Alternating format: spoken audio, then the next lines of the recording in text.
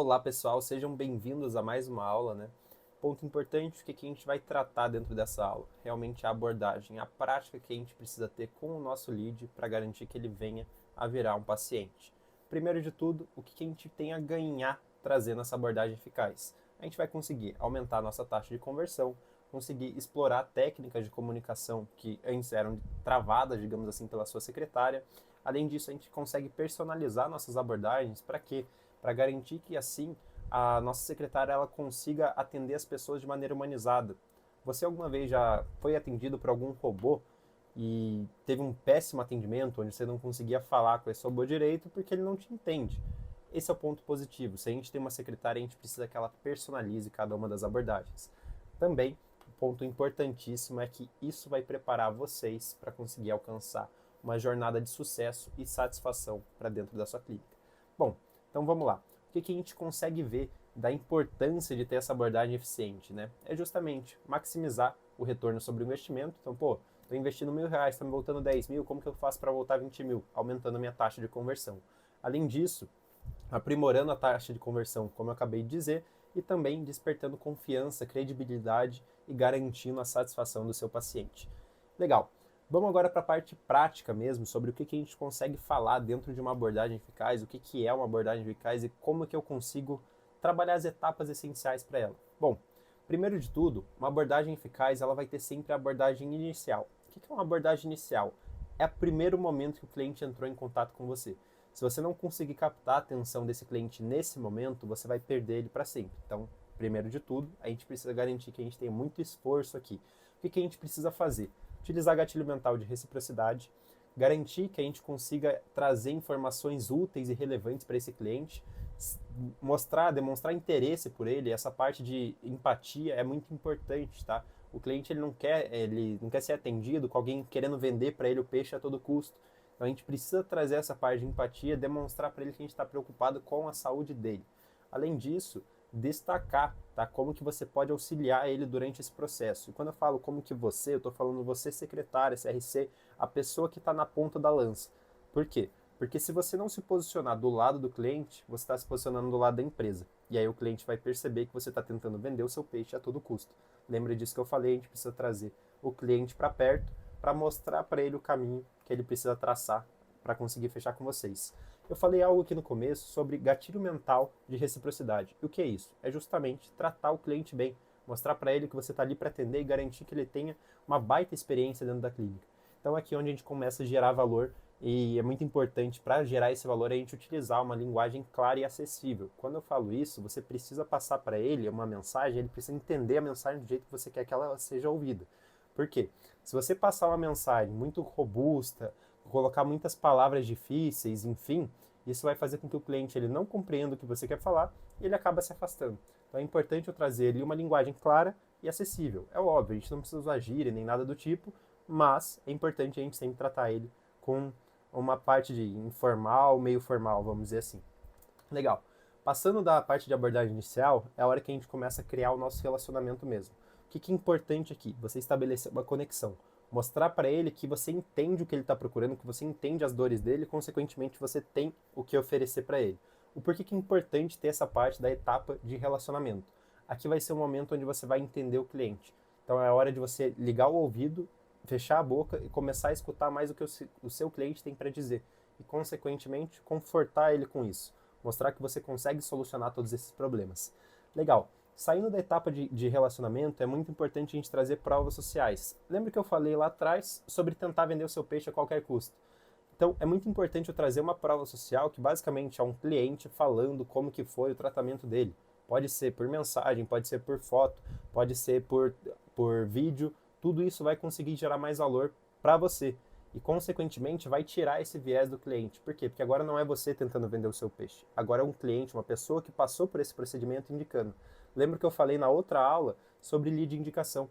Qual que é a diferença dos dois? A indicação ela vem mais quente justamente porque tem uma recomendação. Ali você está trazendo uma recomendação de alguém que não é conhecido dele, mas já começa a gerar um valor.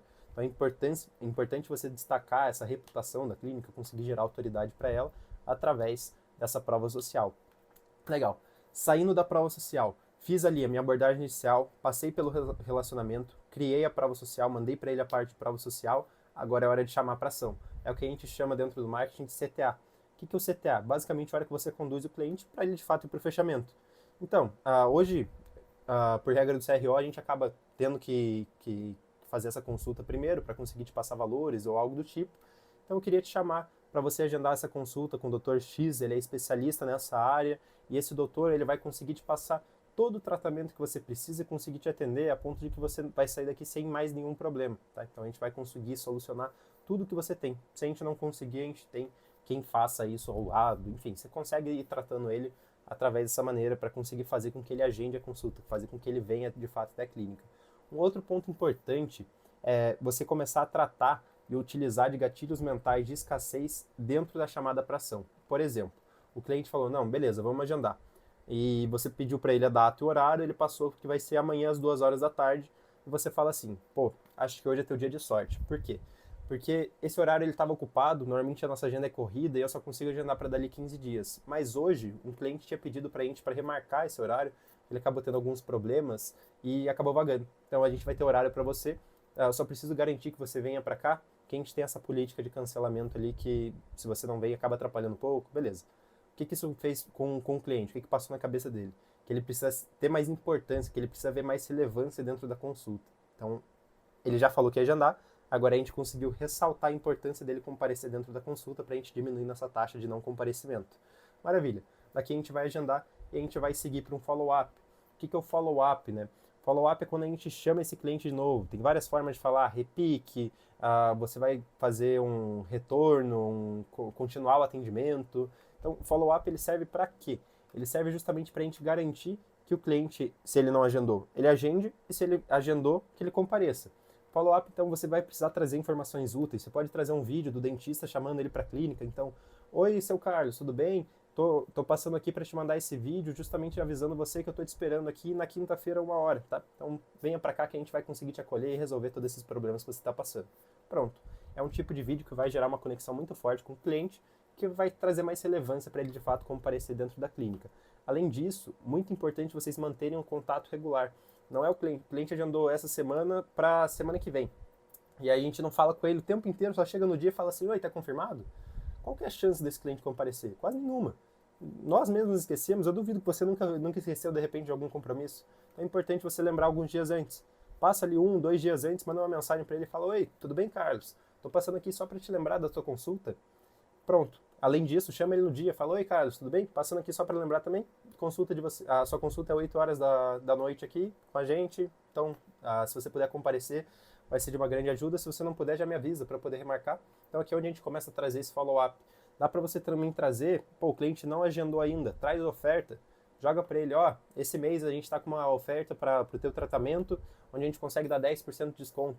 Isso vai fazer com que mais clientes queiram agendar. A gente acaba utilizando um gatilho mental de escassez, né? Pode olhar, por exemplo, eu falei, esse mês, passou para o mês que vem, já não tem mais. Então o cliente ele vai querer agir mais rápido.